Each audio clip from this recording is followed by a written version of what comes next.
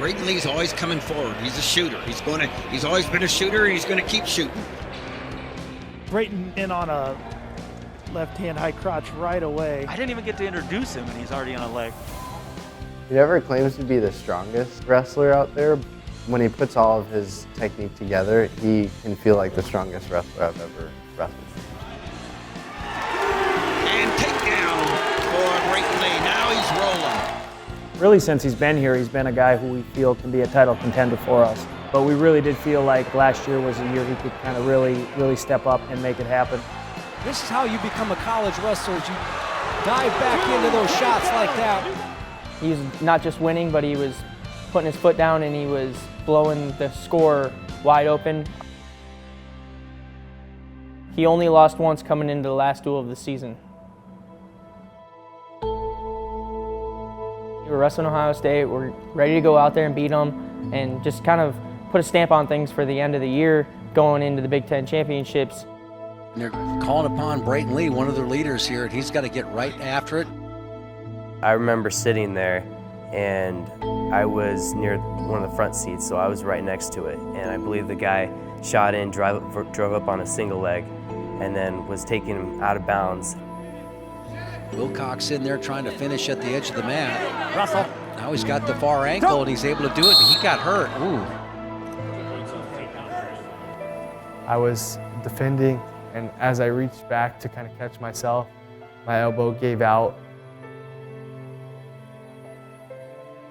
It was definitely a shocking moment. Like, I haven't had many moments like that in my life. Like, I remember being kind of like, feeling kind of oozy and just like not knowing what happened.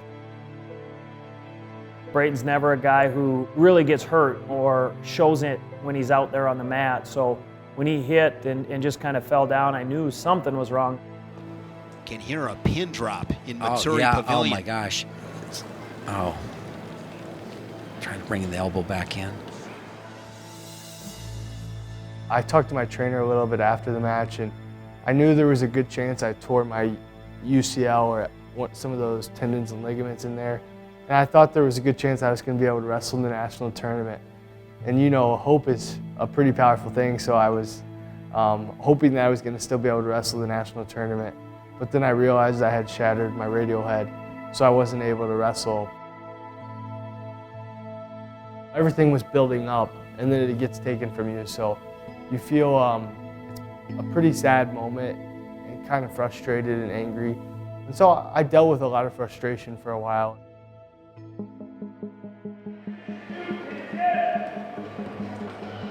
He was back on the mat really quickly after surgery. That's kind of who Brayton is. He loves wrestling, he loves the sport, and he couldn't stand to be away from the mat. You're dealing with the pain for the first few months, and you're having to wrestle a little bit different. You're having to like kind of tell yourself everything's okay and that your arm is fine and you're gonna have to keep pushing. I can't really injure my arm much worse, so it's not like I need to stop, so it's good to keep pushing past that. We saw a guy that was looking at the future and not in the past. I thought he did a really good job of just building back, and now we're in the Big Ten dual meet season and he gets a chance to go out and compete and try to win a national title. I've been able to take a step back and realize why I wrestle. I mainly wrestle because it's fun and I enjoy it, and I've developed a love for the sport.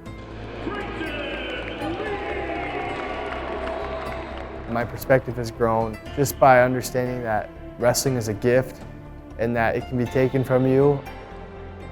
You can see his mindset has changed where he had this accident last year, like, whoa, this could set me back forever. Like, what if I was never able to wrestle again? Now he's out here he's having fun with the matches, and that's all that matters. And there's two for Brayton Lee. He's going to find a way to win. He's done that his entire career, and I don't think that changes here. He never gets frustrated. He never loses his frame of mind. He just knows he's going to go out there and he's going to keep attacking and find a way to win.